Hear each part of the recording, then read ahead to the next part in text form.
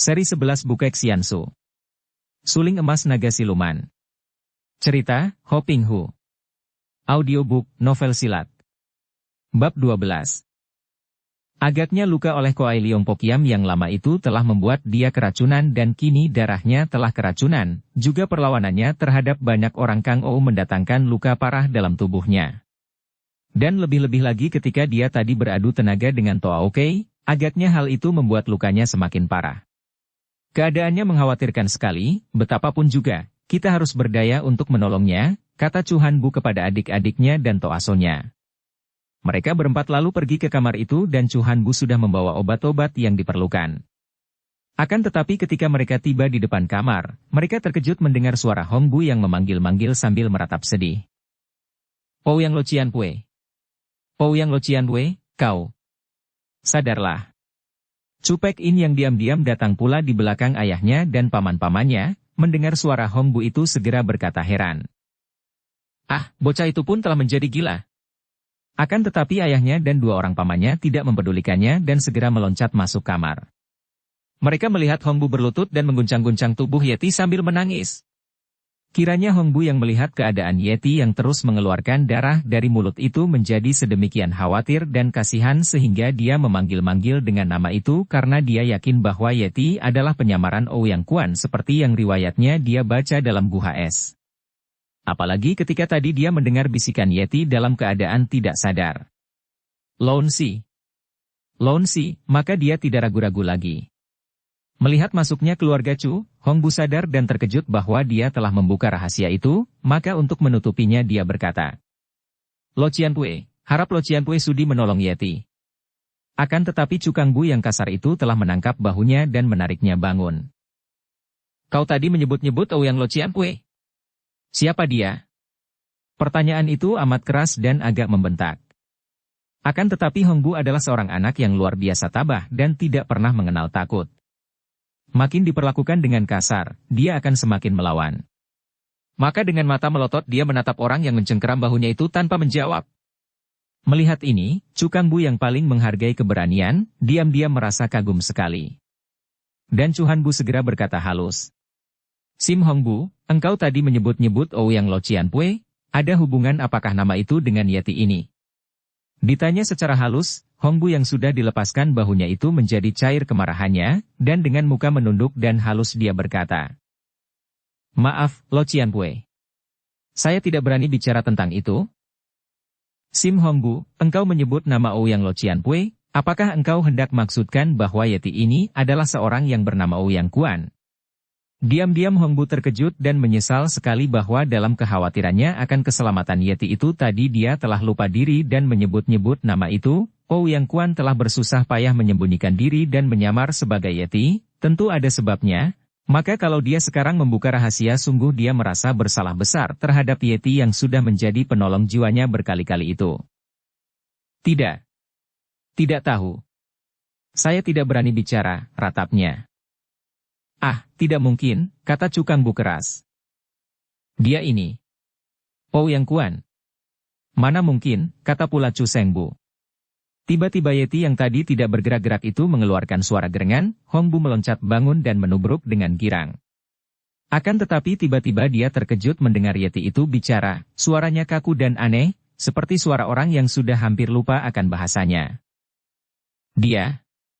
Anak ini. Benar. Aku adalah Ouyang Kuan.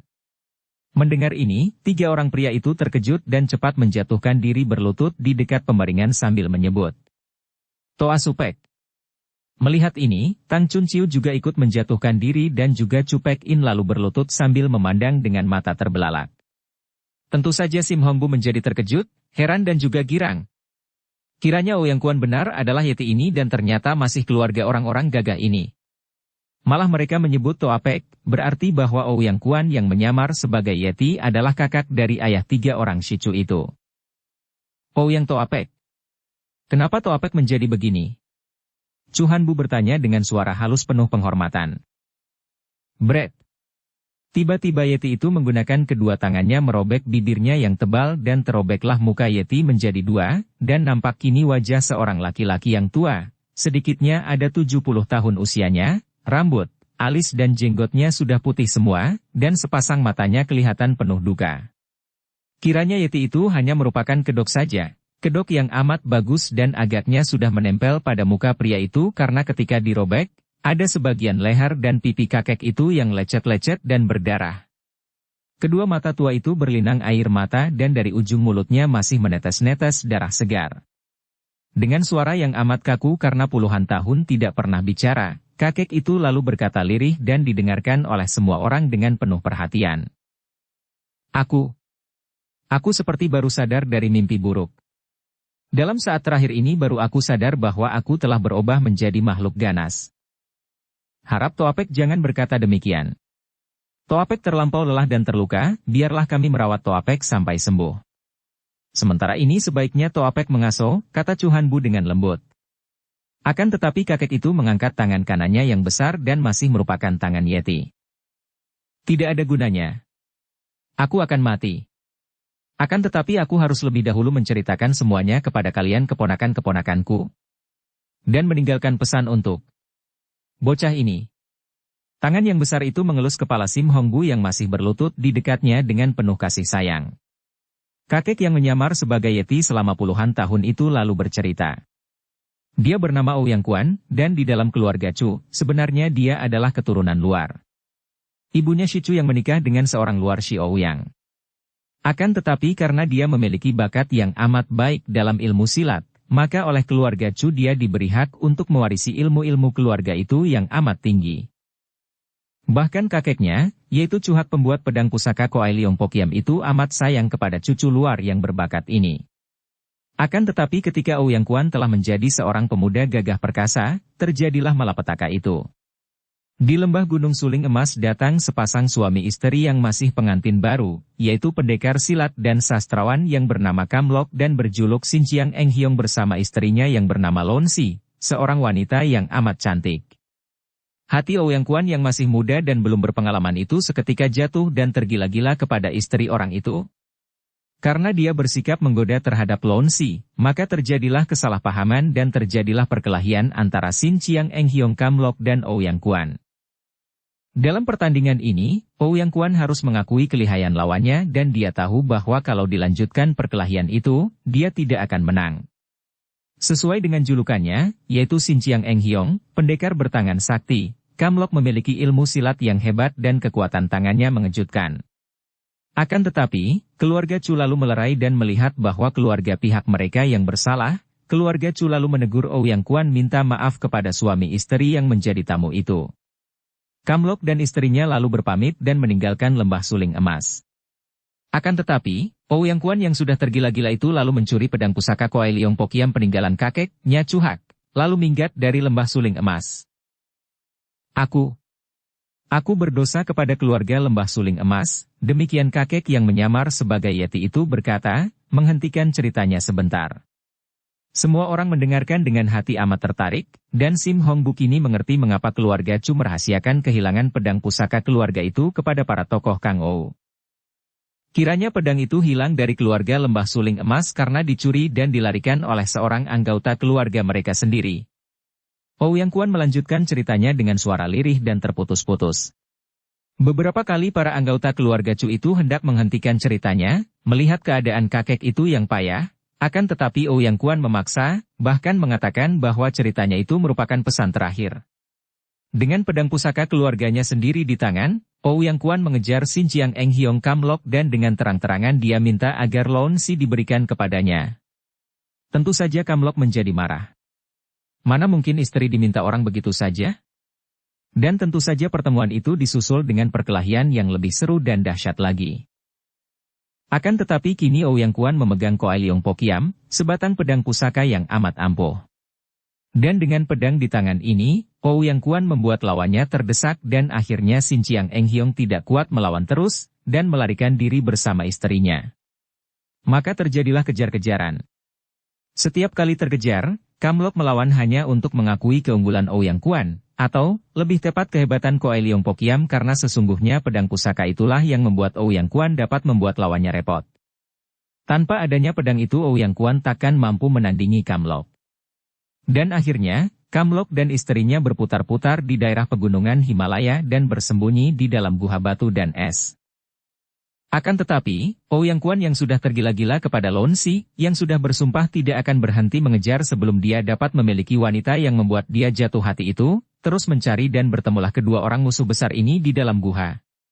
Terjadilah perkelahian mati-matian yang amat seru, akan tetapi akhirnya, pedang Koai Leong Pok yang bersarang di dada Kamlok dan pendekar itu pun tewaslah. Akan tetapi, kenyataan tidaklah sama indahnya dengan apa yang dicita-citakan dan diharapkan. Biarpun Ouyang Kuan berhasil membunuh Kamlok, namun dia tidak berhasil menundukkan hati Lon Si. Wanita ini tidak mau diperistri olehnya. Lon Si hanya mencinta sesuaminya seorang, dan tentu saja terhadap Ouyang Kuan, dia tidak hanya bersikap tidak peduli dan tidak mau membalas cintanya, bahkan timbul rasa bencinya karena pendekar gagah perkasa ini telah membunuh suaminya. Segala bujuk rayu Ouyang Kuan tidak menarik hatinya dan tidak ada hasilnya. Untuk menggunakan kekerasan, Ouyang Kuan tidak mau. Dia bukan seorang pria yang begitu rendahnya untuk memperkosa wanita, dan pula, wanita itu amat dicintanya sehingga dia tidak tega untuk menghinanya. Dia menghendaki agar Lon Si menyerahkan diri kepadanya dengan sukarela. Dan ternyata hal itu sama sekali tidak mungkin sehingga akibatnya dia sendiri yang merana dan mulailah dia menyerahkan perbuatannya terhadap Kamlok yang sama sekali tidak bersalah kepadanya itu. Betapapun juga, gairah cintanya terhadap Lon Si makin menghebat dan inilah yang membuat dia makin merana. Api berahi berkobar-kobar di dalam dirinya dan dia seperti orang terbakar dari sebelah dalam. Ketika pada suatu hari dia melihat betapa takutnya Lon Si melihat seekor beruang besar di luar guha, Ouyang Kuan lalu mendapat akal. Diam-diam ia membunuh beruang salju itu, mengulitinya dan dia lalu memakai kulit beruang salju itu sebagai kedok. Dengan sedikit merubah muka atau kulit muka beruang itu. Maka terciptalah Yeti, manusia salju mengerikan. Dengan penyamaran ini, dia hendak menakut-nakuti Lon Si dengan harapan agar dalam keadaan takut itu Lon Si mau menoleh kepadanya, minta tolong kepadanya, dan menyerahkan diri dengan sukarela kepadanya. Namun, apa yang terjadi sungguh di luar dugaannya. Memang tadinya Lon Si ketakutan setengah mati. Munculnya beruang setengah monyet setengah manusia itu amat mengejutkan hatinya dan hampir membuat dia pingsan. Akan tetapi, pada saat dia ketakutan dan hampir memanggil musuh besarnya, Ouyang Kuan, untuk menolong dan melindunginya, dia teringat akan kebenciannya terhadap Ouyang Kuan dan mengurungkan niatnya itu. Lebih baik dia dibunuh makhluk ini daripada minta tolong kepada Ouyang Kuan. Dan terjadilah hal yang sama sekali tidak diduga-duga oleh Ouyang Kuan. Lon Si bukan menjadi takut kepada Yeti dan bukan minta tolong kepadanya, bahkan Lon Si menyerahkan dirinya kepada Yeti. Wanita cantik jelita itu, yang membuatnya tergila-gila, menolaknya mati-matian dan kini menyerahkan diri kepada Yeti yang begitu mengerikan, menjijikkan dan menakutkan. Akan tetapi, karena yang menjadi Yeti itu adalah Ouyang Kuan, maka melihat penyerahan diri wanita yang membuatnya tergila-gila itu, dia lupa diri dan terjadilah cinta semalam suntuk di depan mayat Kamlok yang dibiarkan membeku dalam tumpukan salju dan es di dalam guha itu. Biarpun dia masih menyamar sebagai Yeti, namun Ouyang Kuan mencurahkan seluruh cinta kasihnya malam itu kepada Lon Si, tak pernah mengenal puas. Di lain pihak, Lon Si juga merasa betapa dia jatuh cinta kepada makhluk buas itu. Maka terjadilah hal yang luar biasa itu, saling memberi dan saling mengambil, dengan sepenuh hati, dengan mesra dan juga dengan buas dan liar. Akhirnya, Ouyang Kuan tidur kelelahan sambil memeluk tubuh wanita yang dicintanya. Dan pada keesokan harinya, pagi-pagi sekali Lon Si terbangun lebih dulu dan mendapat kenyataan bahwa semalam suntuk tadi dia telah menyerahkan diri, dengan sukarela, bahkan dengan panas, kepada Ouyang Kuan.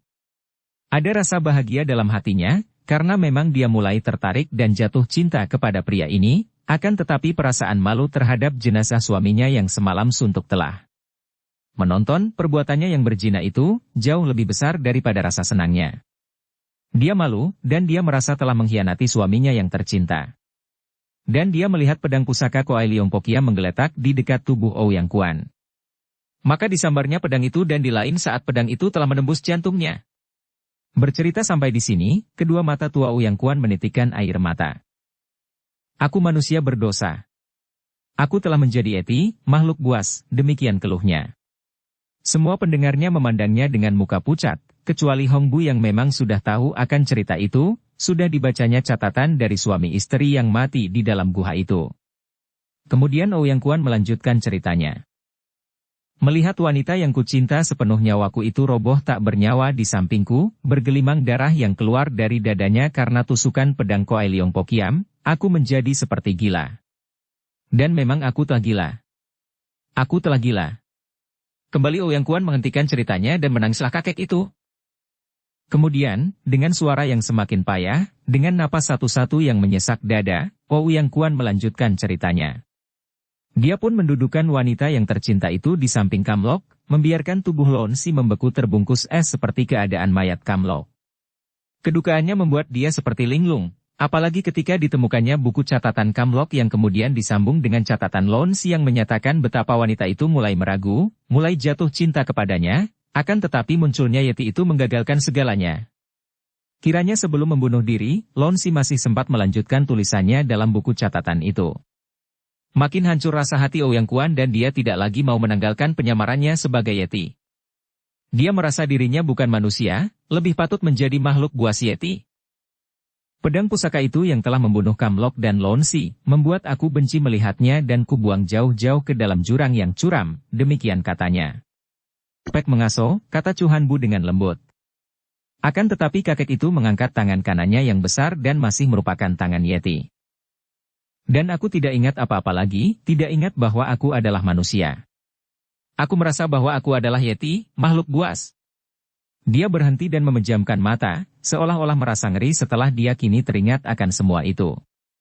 Kemudian, pada suatu hari, aku melihat seorang wanita yang membawa pedang itu. Aku mengenal pedang itu dan timbul kemarahanku. Apalagi ketika wanita itu menyerangku. Agaknya, selama aku lupa segalanya itu, hanya ilmu silat yang tak pernah kulupakan, bahkan aku memperdalam ilmu silat selama puluhan tahun itu. Maafkan saya, Ouyang Toapek, terdengar Cui Beng Sian Litang, Chun Chiu berkata ketika mendengar penuturan itu. Ya, engkaulah wanita itu. Aku mulai teringat segalanya ketika Sim Hong Bu ini membawaku ke lembah ini.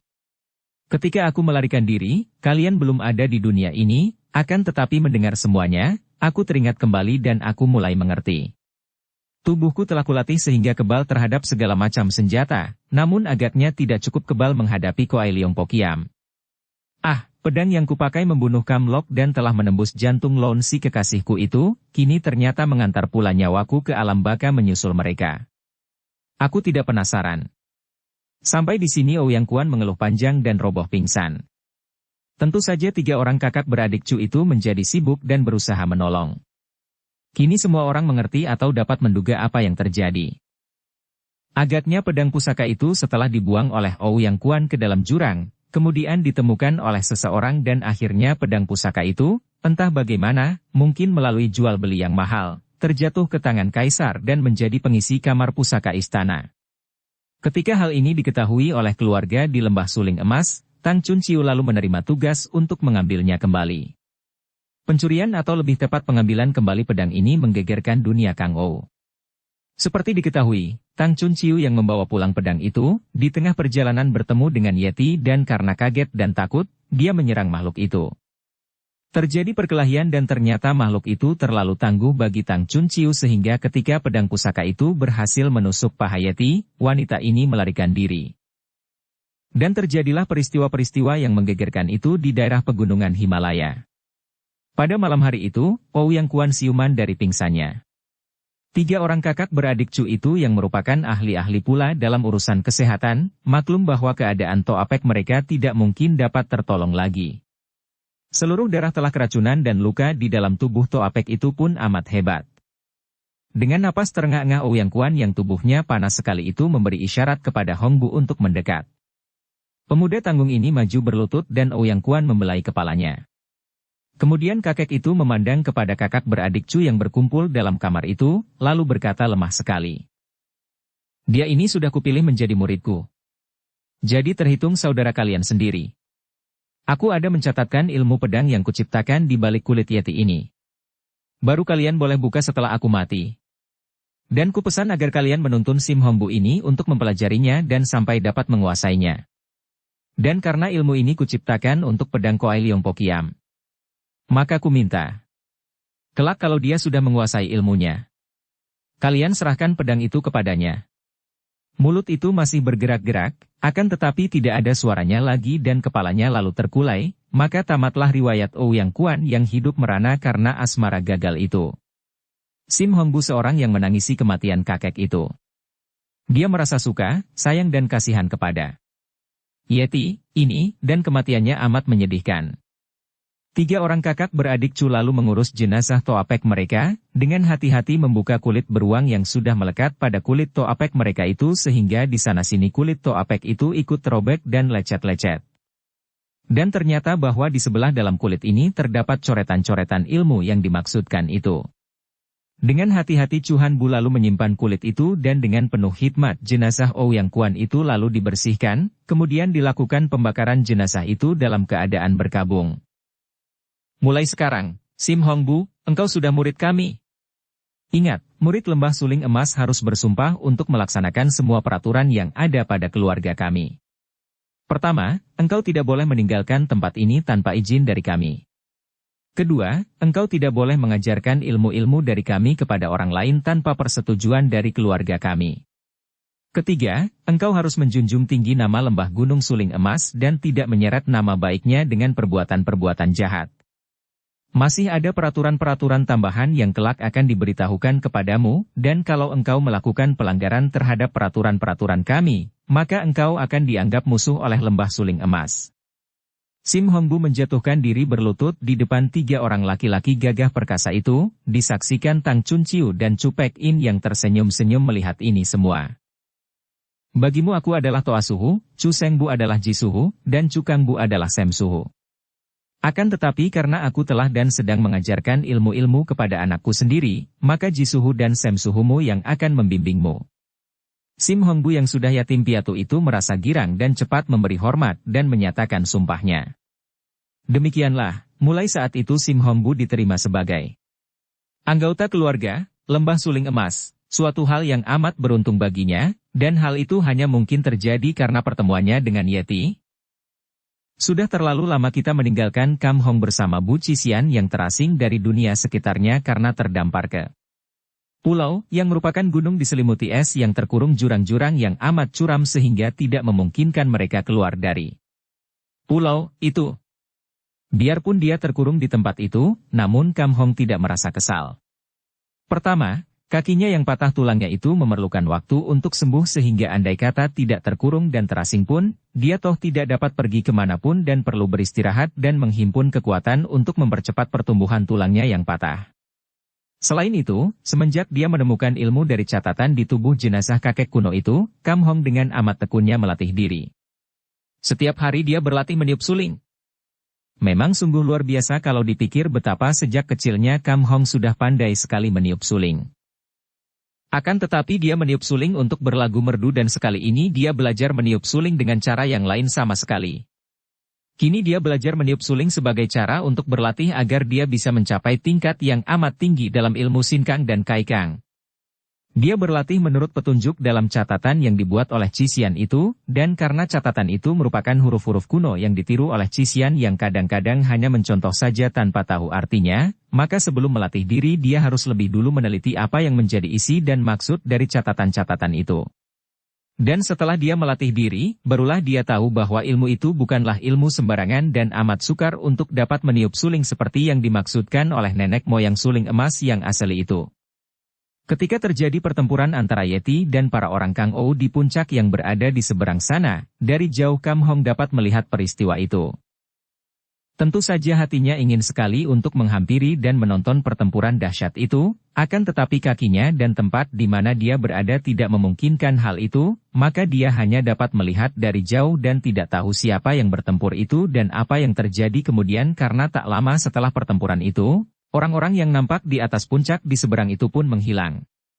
Tentu saja dia tidak melihat betapa orang-orang Kang Ou itu disambut oleh penghuni lembah suling emas. Dengan tekun sekali sehingga lupa akan keadaan dirinya yang berada di tempat terasing itu, Kam Hong terus belajar menyuling. Hal ini tentu saja jauh bedanya dengan keadaan Bu Cisian. Darah cilik ini setiap hari murung saja karena merasa kesal. Bagaimana dia tidak menjadi kesal?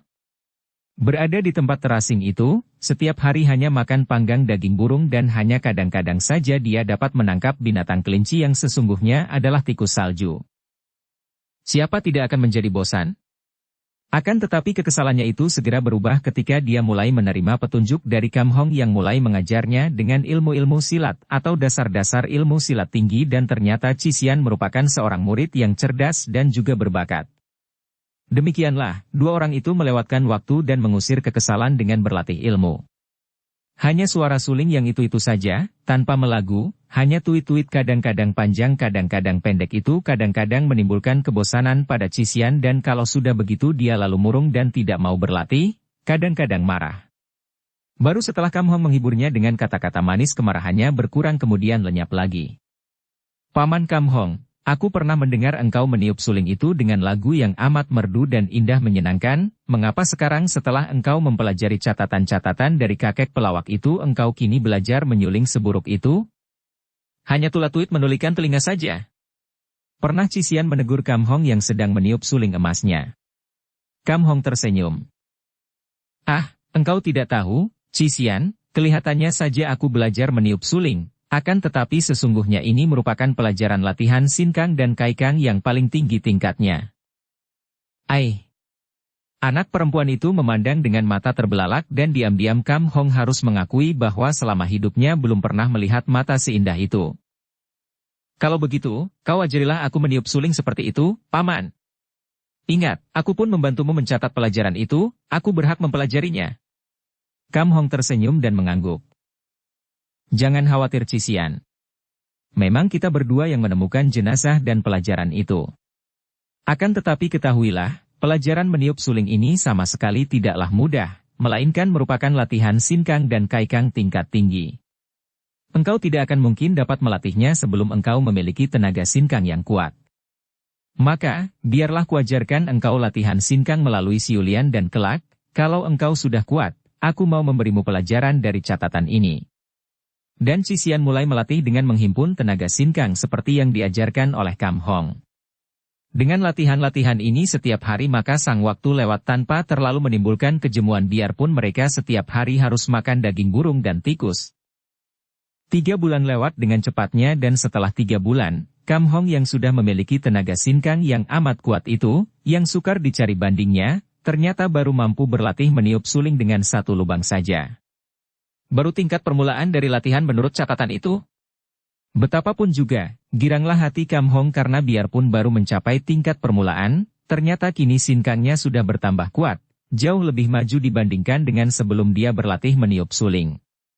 Pada suatu pagi, selagi dia asyik berlatih meniup suling, dia mendengar jerit panjang yang mendirikan bulu romanya, karena dia mengenal suara itu adalah suara Cisian.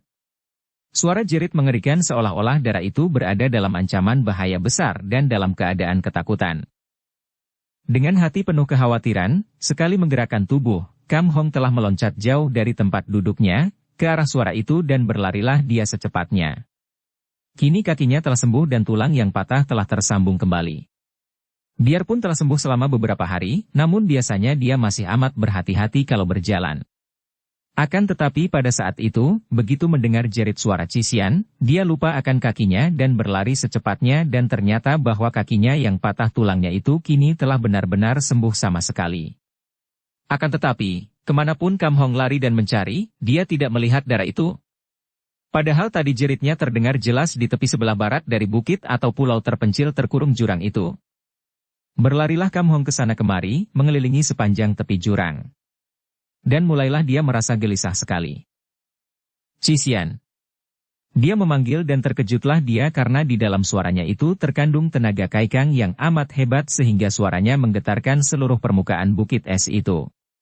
Tak disangkanya bahwa latihan selama 3 bulan meniup suling itu telah mendatangkan tenaga yang demikian kuatnya, padahal dia baru saja dapat menutup sebuah lubang dari suling itu yang berlubang 6 buah. Akan tetapi kenyataan yang menggirangkan ini tak terasa oleh hatinya yang penuh dengan kekhawatiran tentang Cisian. Cisian, di mana engkau? Dia berlari-lari lagi, kini sambil berteriak-teriak memanggil nama darah itu. Namun hasilnya sia-sia belaka. Cisian lenyap dari tempat itu, seolah-olah ditelan bumi. Mengingat hal ini, tersirap darah Kam Hong dan wajahnya berubah pucat. Ditelan bumi ataukah ditelan jurang yang mengerikan itu?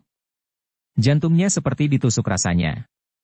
Apakah Cisian tergelincir dan jatuh ke dalam jurang yang sedemikian curamnya sehingga tidak nampak dasarnya dari atas itu? Kalau begitu halnya, tidak mungkin gadis cilik itu tertolong nyawanya. Cisian. Dia mengeluh dan memejamkan mata, hendak mengusir bayangan yang demikian mengerikan. Bayangan Cisian terjungkal ke dalam jurang dan mengalami kematian menyedihkan jauh di bawah sana. Dan dia pun bertekad untuk menyelidiki dan mencarinya. Kakinya sudah sembuh benar, dia hendak mencoba untuk mencari jalan, kalau perlu menuruni jurang yang suram sekali itu. Kemanakah perginya Cisian?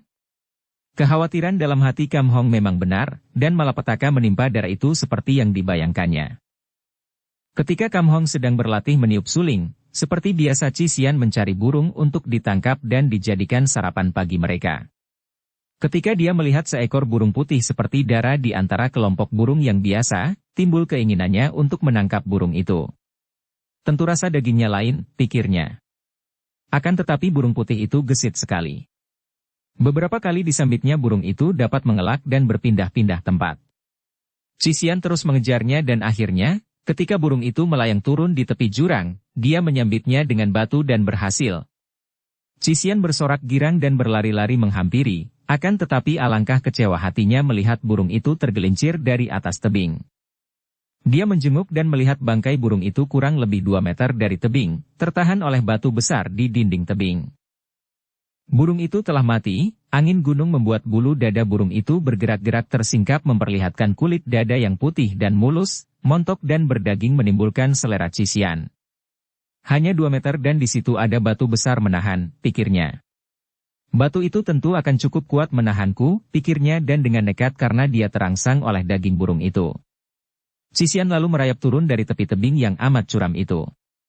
Dia merosot dan berhasil menginjak batu besar itu, lalu mengambil burung yang gemuk itu dengan girang. Burung itu masih hangat dan enak sekali terasa di telapak tangan. Akan tetapi, tiba-tiba batu besar yang menahan tubuhnya itu bergerak. Cisian terkejut bukan main dan sebelum dia dapat memanjat naik, batu itu telah runtuh dan membawa tubuhnya bersama-sama melayang ke bawah. Cisian mengeluarkan suara jerit melengking yang terdengar oleh Kam Hong tadi, akan tetapi sebentar saja tubuhnya sudah ditelan oleh udara yang tertutup kabut tebal, terus melayang ke bawah menyusul batu di bawahnya. Batu itu menimpa dinding tebing dan terlempar jauh ke kiri, akan tetapi tubuh Cisian untung sekali tidak melanggar tebing dan terus meluncur ke bawah. Dara itu pingsan. Ketika Cisian siuman dan membuka matanya dia segera teringat akan peristiwa tadi. Dia masih memejamkan mata dan menggerakkan kedua tangan meraba-raba tubuhnya yang terbungkus mantel tebal. Ah, masih utuh. Kiranya semua itu tadi hanya mimpi, pikirnya dengan girang dan juga geli. Dia telah bermimpi jatuh ke dalam jurang. Cisian membuka kedua matanya dan seketika dia terloncat bangun saking heran dan kagetnya. Dia tidak lagi berada di dalam guha di mana biasa dia tidur. Dia berada di tempat lain. Tempat yang seperti istana es. Banyak terdapat batu-batu runcing tergantung dari atas dan juga batu-batu runcing terbungkus es, putih berkilauan seperti jamur-jamur aneh tumbuh dari tanah yang tertutup salju. Dia berada di sebuah guha yang lain, di mulut guha yang aneh sekali. Cisian bangkit berdiri dan ketika dia memutar tubuh ke arah guha, hampir dia berteriak saking kagetnya. Di mulut guha itu, yang tadi seperti kosong, kini sudah nampak seorang kakek duduk di atas batu bulat. Kakek yang tubuhnya telanjang, hanya bercawat saja. Hawa begitu dinginnya namun kakek itu telanjang dari kepalanya yang gundul klimis sampai ke kakinya yang mekar seperti kaki bebek. Dan dari kepala gundul yang besar itu nampak uap mengepul. Lebih mengerikan lagi, seluruh tubuh kakek itu, dari leher sampai ke pinggang, lengan dan kaki, dibelit-belit oleh seekor ular yang amat panjang dan besar, perutnya sebesar paha kakek itu. Cisian makin mengkirik kegelian melihat ular yang panjang besar itu, dan dia merasa gentar dan ngeri melihat kakek yang kurus tinggi dengan hidung besar mancung melengkung itu. Seorang kakek bangsa asing melihat bentuk mukanya yang kurus dengan alis yang amat lebat, mata lebar tajam sekali, hidung seperti paruh burung kakak tua, telinga lebar yang dihias anting-anting, dan kumis jenggot yang tak terpelihara, kulit mukanya yang kehitaman mengkilap. Melihat darah remaja itu ketakutan, tiba-tiba kakek itu berkata, suaranya lembut akan tetapi dengan logat yang aneh dan asing. Jangan takut, anak baik, ular inilah yang menyelamatkan engkau ketika jatuh dari sana tadi. Jatuh dari atas? Cician berkata dengan mata terbelalak memandang ke atas, ke arah tebing tinggi yang puncaknya tidak nampak dari bawah, tertutup awan atau kabut. Ya, engkau jatuh dari atas sana. Jadi, kalau begitu bukan mimpi. Dia benar-benar telah jatuh dari atas. Dia lalu memandang ke kanan kiri, mencari-cari. Ketika dia melihat bangkai burung putih menggeletak tak jauh dari situ, dia meloncat dan diambilnya bangkai burung itu. Benar. Inilah bangkai burung yang menjadi biang keladi sampai dia terjatuh ke dalam jurang. Cician membuang burung itu, lalu dia melangkah maju mendekati kakek aneh itu, kini tidak takut lagi. Aku hendak menangkap burung itu dan tergelincir jatuh ke dalam jurang. Jadi ular itukah yang menyelamatkan aku? Bagaimana mungkin? Dia berkata, tak percaya bahwa seekor ular, betapapun panjang dan besarnya, mampu menyelamatkannya yang dari tempat sedemikian tingginya. Anak baik, engkau tidak tahu lihainya ular salju kembang ini. Dia bergantung pada batu di dinding tebing dengan membelitkan ekornya. Kemudian dengan seluruh tubuhnya dia menerima tubuhmu dan membelitmu dan dengan demikian engkau terhindar dari bencana maut. Lihat, kulit-kulit pada ekornya masih rusak dan luka-luka karena tertarik oleh tenaga luncurannya ketika dia menahanmu. Cician mendekat dan benar saja. Kulit pada sekitar ekor ke atas itu lecet-lecet dan berdarah, akan tetapi telah diberi obat oleh kakek itu dan mengering. Ular itu ketika melihat Cician mendekat lalu menjilat-jilat lidahnya seperti seekor anjing yang jinak. Lenyaplah rasa takut dan jijik dari Cician ketika mendengar betapa ular itu telah menolongnya dan melihat betapa ular itu jinak sekali. Ah, kalau begitu aku berhutang budi kepada ular ini dan kepadamu, kek, katanya dan wajahnya berseri. Kakek itu menggeleng kepala. Tidak ada hutang piutang budi. Semua terjadi secara kebetulan. Semua ada yang menggerakkan dan kita hanyalah pelaku-pelaku belaka. Kalau tidak begitu mengapa kebetulan sekali ular ini melingkar di tempat engkau akan jatuh lewat, dan kebetulan sekali dapat menangkapmu dengan tepat, dan kebetulan sekali ular itu adalah ular sahabatku sehingga kebetulan pula engkau dapat bertemu dengan aku dan menggugahku dari samadiku? Bukankah semua kebetulan ini sudah diatur? Hanya kita yang bermata ini selamanya seperti orang buta saja. Cician tidak begitu mengerti akan kata-kata itu yang selain terlalu tinggi untuknya juga dikeluarkan dengan logat yang kaku dan asing. Dia lalu menjatuhkan diri berlutut di depan kakek yang duduk bersila di atas batu itu sambil berkata, aku mengaturkan terima kasih kepada ularmu itu dan kepadamu, kakek yang baik. Kakek itu tersenyum dan nampak mulutnya yang ompong tidak ada giginya sepotong pun. Siapakah engkau, Nona dan apa sebabnya engkau sampai terjatuh dari atas sana? Namaku Bu Cician, kek, dan sudah kukatakan tadi, aku tergelincir dari atas sana ketika hendak menangkap burung putih keparat itu.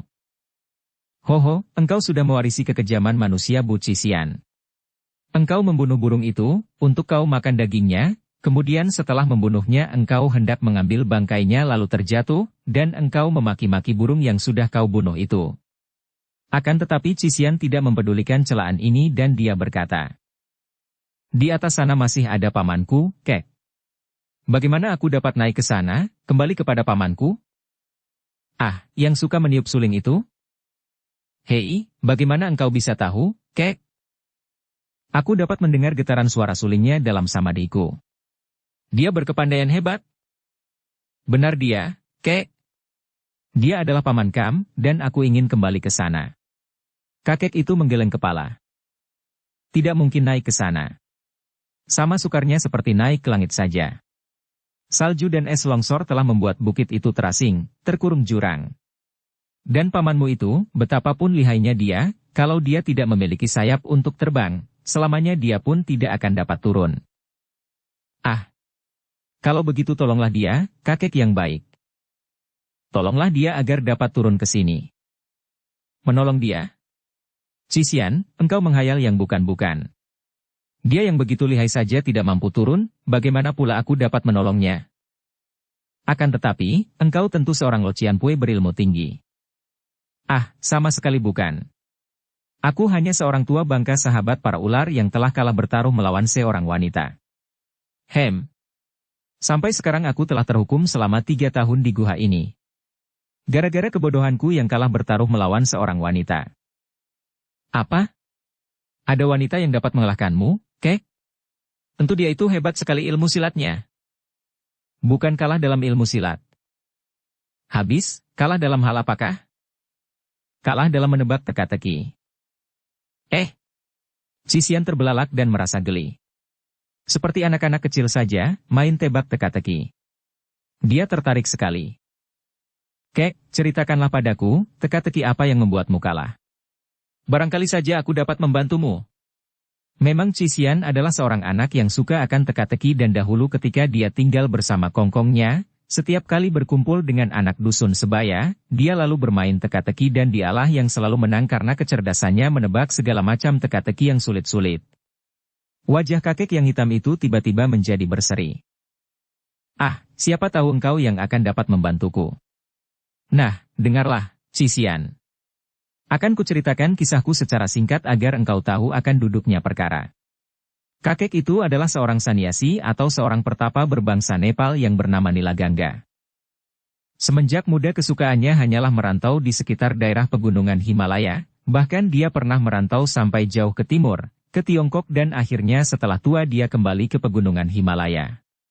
Selama dalam perantauannya itu, dia telah memperoleh banyak ilmu dan terutama sekali dia menjadi ahli dalam ilmu pawang ular sehingga dia memperoleh julukan Sitian Choaong, Raja Ular dari Barat, di dunia Kangou. Tentu saja dia pun memiliki ilmu silat yang tinggi. Akan tetapi, seperti juga mereka yang telah menjatuhkan diri dari dunia ramai, ada semacam penyakit menghinggapi diri kakek ini, yaitu dia suka sekali untuk mengadu ilmu dan di samping itu, dia gemar pula untuk berdebat tentang ilmu kebatinan dan suka pula bermain teka-teki. Demikianlah memang keadaan manusia pada umumnya. Di dalam batin sebagian besar dari kita manusia terdapat gairah atau hasrat ingin menonjolkan diri, ingin memiliki sesuatu yang dapat dibanggakan dan agar dapat membuat kita dipandang oleh manusia lain, baik sesuatu itu merupakan harta kekayaan, kedudukan tinggi, kepintaran luar biasa, kekuatan yang dahsyat, kemampuan-kemampuan lain lagi. Pendeknya yang dapat membuat kita menonjol dan menjadi lebih tinggi daripada orang-orang lain. Kebanggaan diri ini telah menjadi kebudayaan kita manusia, semenjak kecil ditanamkan pada batin kita oleh orang tua, oleh nenek moyang, oleh kitab-kitab dan oleh guru-guru dalam pendidikan kita. Betapa sampai kini pun kita selalu menganjurkan anak-anak kita agar tidak kalah oleh orang lain. Agar menjadi paling menonjol, paling pintar, paling rajin dan segala macam. Paling, lagi, asing. Dia lalu menjatuhkan diri berlutut di depan kakek yang duduk bersila di atas batu itu sambil berkata, "Aku mengaturkan terima kasih kepada ularmu itu dan kepadamu, kakek yang baik." Kakek itu tersenyum dan nampak mulutnya yang ompong tidak ada giginya sepotong pun. Bukankah pendidikan semacam ini yang menanam sifat tidak mau kalah, sifat ingin menonjol dalam batin anak-anak kita? Kemudian, setelah kita menjadi dewasa, setelah sifat ingin menang dan ingin menonjol, ingin dipuji ini membawa kita bertemu dan bertumbuk dengan segala konflik, kita sadar bahwa sifat inilah yang menimbulkan pertentangan antara manusia, sifat inilah yang mendatangkan permusuhan dan bentrokan. Kemudian, sebagian dari kita lalu melarikan diri. Seperti halnya Nilaganga itu, dia melarikan diri dari kenyataan itu, lalu menyepi, menjauhkan diri dari tempat ramai. Namun, apakah gunanya pelarian ini? Sifat itu berada di dalam batin, kita bawa kemanapun juga kita pergi. Sifat ingin menonjol itu tidak terpisah dari kita, maka tidaklah mungkin kita melarikan diri darinya, yang berarti kita melarikan diri dari kita sendiri. Sungguh tidak mungkin ini. Maka, tidaklah mengherankan kalau sifat ingin menang ini muncul dalam bentuk lain. Seperti halnya Nilaganga itu sifat ingin menang itu muncul dalam adu ilmu silat, ilmu batin, teka-teki dan sebagainya lagi. Kita sudah biasa melarikan diri dari kenyataan pahit. Kita pemarah, lalu kita lari ke dalam kesabaran. Kita berduka, lalu lari ke dalam hiburan. Dan selanjutnya lagi. Kita lupa bahwa yang marah, yang duka, adalah kita dan kemarahan atau kedukaan itu tidak pernah terpisah dari kita, berada di dalam batin kita. Oleh karena itu, kalau kita lari ke dalam kesabaran dan hiburan, maka kita hanya akan terlupa atau terbius sebentar saja. Kemarahan dan kedukaan itu masih ada di dalam batin kita, seperti api dalam sekam, dan sewaktu-waktu dapat meletus dan berkobar lagi. Pada suatu hari, ketika aku merantau di daerah Himalaya, aku memasuki daerah lembah Gunung Suling Emas tanpa kusengaja. Akan tetapi pihak penghuni itu melarangku memasuki lembah.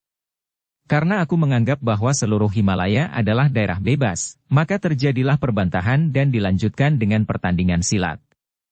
Wanita itu, seorang wanita muda dan cantik yang menjadi anggota keluarga penghuni lembah itu, ternyata lihai sekali dan sampai kami berdua kehabisan tenaga, kami ternyata seimbang. Maka aku mengusulkan untuk bertanding dalam teka-teki dan ternyata aku kalah, demikian kata kakek itu melanjutkan ceritanya. Bagaimanakah teka-tekinya, Kek? Cisian yang mendengarkan dengan penuh perhatian itu bertanya, hatinya tertarik sekali. Kakek itu melanjutkan ceritanya. Lawannya itu menerima tantangannya untuk masing-masing mengeluarkan sebuah teka-teki. Dan mereka berdua berjanji, janji orang-orang yang menjunjung tinggi kegagahan dan menganggap janji lebih berharga daripada nyawa, bahwa siapa yang tidak dapat menjawab teka-teki harus bertapa dalam guha itu dan sampai 5 tahun tidak boleh meninggalkan guha sebelum dapat menjawab teka-teki itu. Aku mengajukan teka-teki, akan tetapi sungguh hebat dia, teka-tekiku dapat dijawabnya dengan mudah. Dan dia juga mengeluarkan teka-tekinya, dan sungguh sial aku, sampai sekarang sudah 3 tahun aku bertapa di dalam guha ini, tetap saja aku belum dapat menemukan jawabannya. Kalau tidak ada yang menolongku, agaknya aku terpaksa harus bertahan sampai 2 tahun lagi di tempat ini. Tentu saja Cisian merasa geli dan penasaran.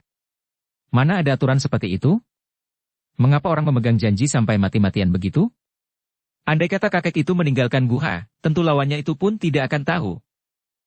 Apa sih teka-tekinya yang begitu hebat?